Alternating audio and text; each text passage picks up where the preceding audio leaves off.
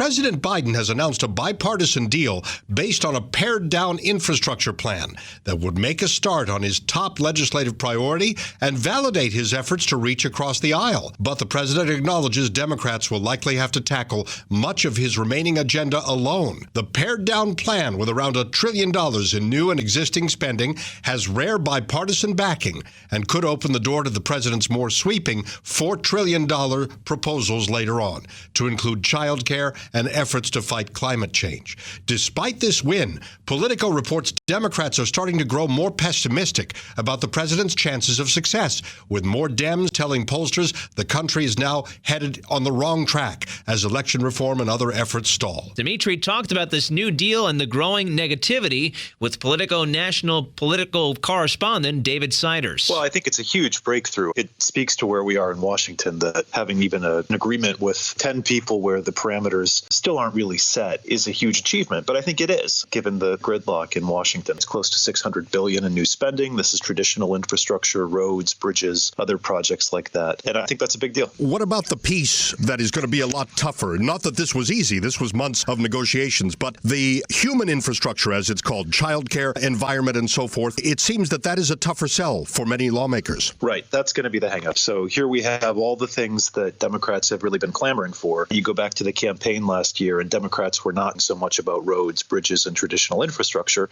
They were talking about these, what Biden would call the softer human infrastructure projects that would have to be done by reconciliation. The second big spending bill that Democrats are clamoring for. Let's not discount the infrastructure story, but also bring up and elevate your pretty deep dive into the thoughts of Democratic activists. And the word jaded is one that's coming up. What's going on? Is there a lot of disappointment? I think so, in part because the expectations were so high. You go back to November and Democrats had swept Trump out of office. And I think there was a feeling on the left, even though they knew that the margins were so close in Congress, that with the pandemic going on and Biden promising this FDR-like presidency, that the emergence from the pandemic might not just be what it's been today, but be expansive. And instead, there's been, I think, what they see as a lot of gridlock in Washington. And so this shows up in a couple of different ways. Most notably, I think, in the right track, wrong track polling, where more Democrats now are saying the country is on the wrong track than they did a few months ago. What are the fears for next year if the party doesn't break through the logjam? Well, the fear is that if Democrats see this as Washington as usual and have no motivation to get out next year, that depresses turnout. So we're a long way from that. Things can change.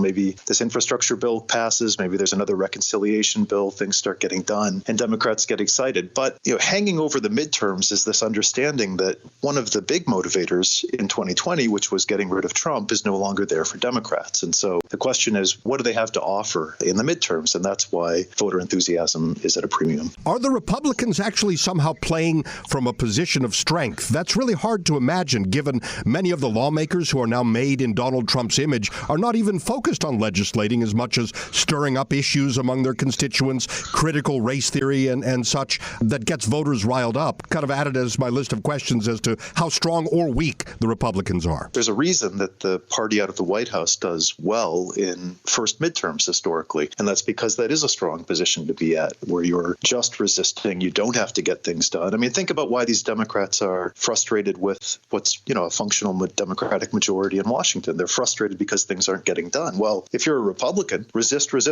because you don't have an imperative to get anything done, at least politically. And so you can spend your days talking about cancel culture and critical race theory, whatever you want to talk about. You don't have to legislate. Biden has ticked down just a couple of points in the polling averages. That might just be because we're the first few months of the presidency, and this is kind of a natural cycle of things, but it's something to watch. We had Joe Biden come in as the man who was going to at least bring stability, but he was very much thought of as a moderate. And then he threw out all these huge FDR-like proposals, and progressives got really animated and jazzed. Now are we seeing Joe Biden revert to what we thought he was all along, or maybe the jury's still out? I think the jury's still out. You still see huge coalitions of Democrats united behind Biden. Polling average has him ticking down a couple of points from his March high, but it's still good. It's above 50%. And given how polarized things are, that's a strong approval rating. And among Democrats, it's very high. But that right track, wrong track number, when you look at it in conjunction with the approval rating, is interesting because the approval rating is how do you think the president's doing right now? Right track, wrong track speaks to something in the future and how do you feel about where we're going? So I think that the fact that growing numbers of Democrats are pessimistic, that should be concerning to Democrats. Politico's David Siders on Skype.